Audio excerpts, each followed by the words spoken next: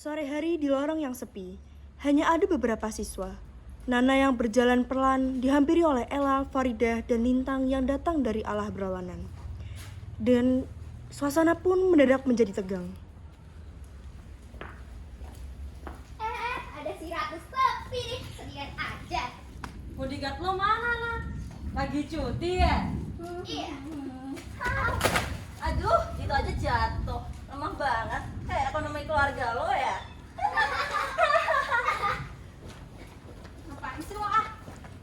Ups, pahlawan kasihan datang nih. Woi, Galuh. Lo Adit ya? Adit apaan sih? Gak jelas banget. Adit, tolongin Dit. Udah puas ngetawainnya? Kalian gak Udah. capek? Enggak. Kenapa sih kalian lulus jadi manusia? Ya udah sih, kenapa? Jadi orang kok nasihatin terus. Emang lo Capek. siapa? Nah, sana pergi. Lo anjir. Ih, Prinses.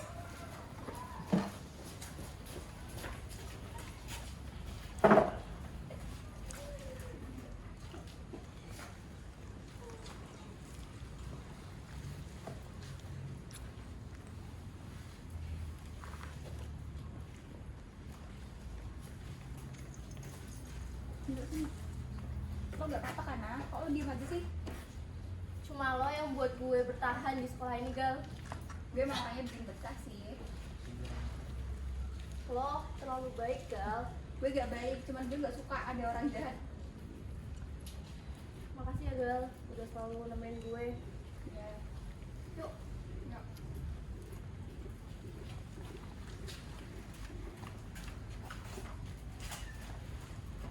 Langit mendung, gerimis pun mulai turun.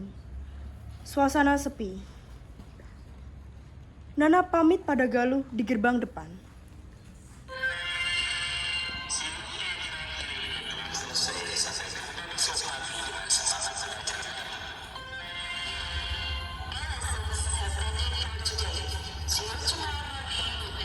Hidup tuh.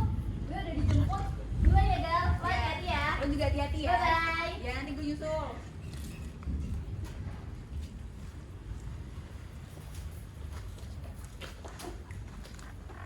Ada si pengacara sosial nih. Sendirian aja. Ngapain sih lo gak ada kerjaan apa emangnya? Iya, kenapa? Gak suka? Enggak.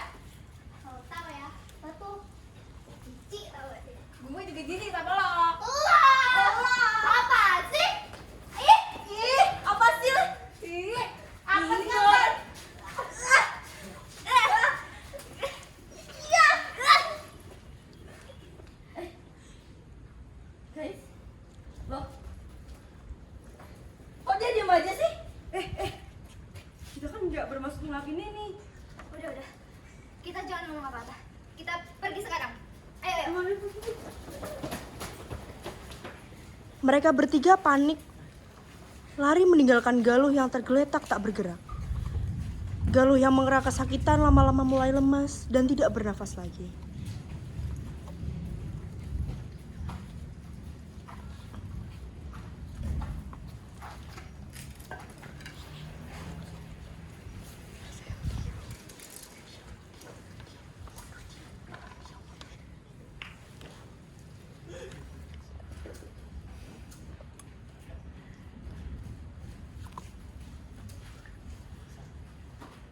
Dua minggu setelah kematian Galuh, Nana mengambil keputusan nekat.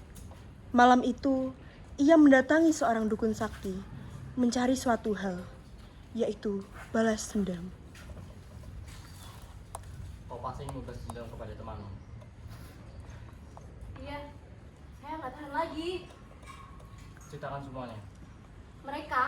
Mereka sudah ngebunuh teman saya satu-satunya, Galuh namanya. Tapi setelah kejadian itu, mereka semua hidup tenang, seolah-olah tidak terjadi apa-apa.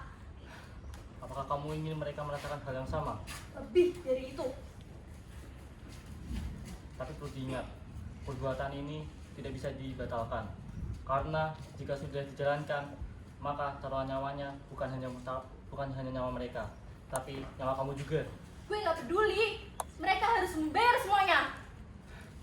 Baiklah, jika itu maumu.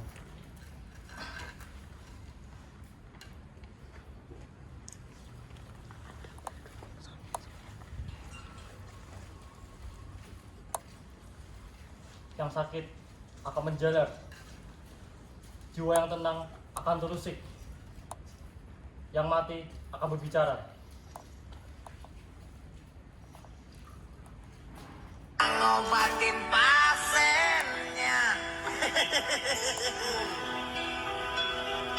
Konon katanya sakitnya karena diguna-guna.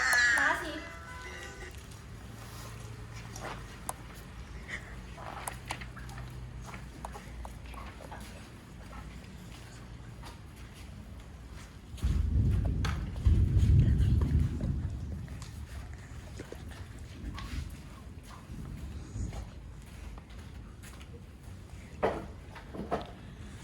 Malam menyelimuti rumah Ella dengan kelam.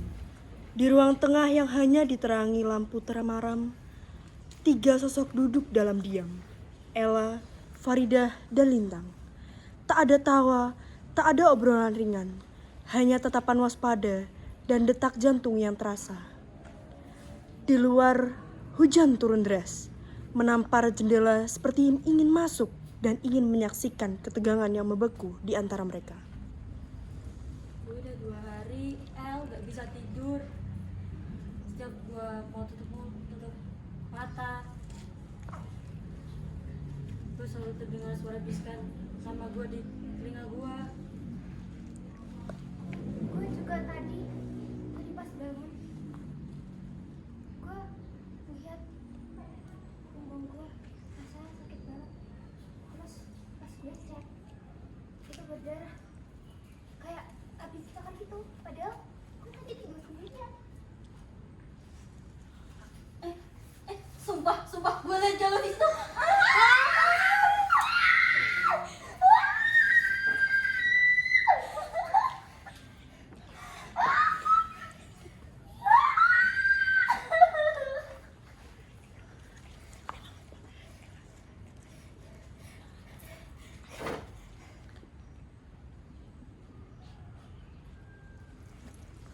Indra masuk rumah dengan tergesa.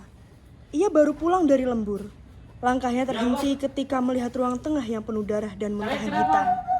Ella, kamu kenapa? Halo, Ustadz, tolong. Darurat.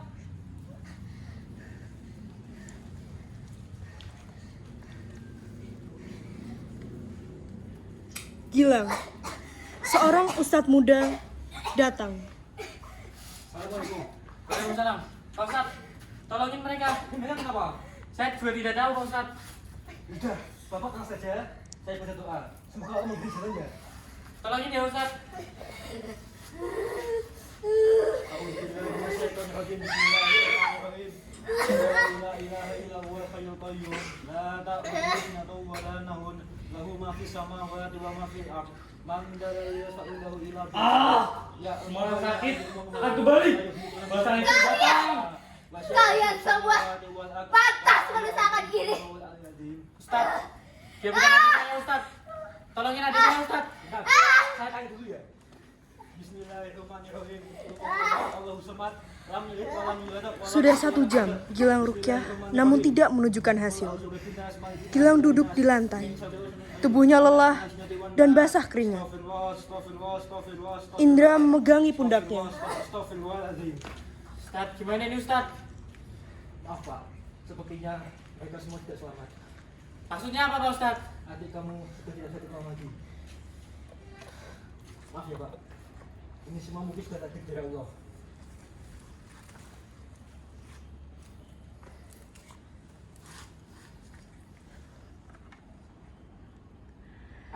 Ketika dendam membakar jiwa, tak ada yang benar-benar menang. Yang tersisa hanyalah bayangan dan penyesalan. Hanya cahaya yang mampu memaafkan kegelapan.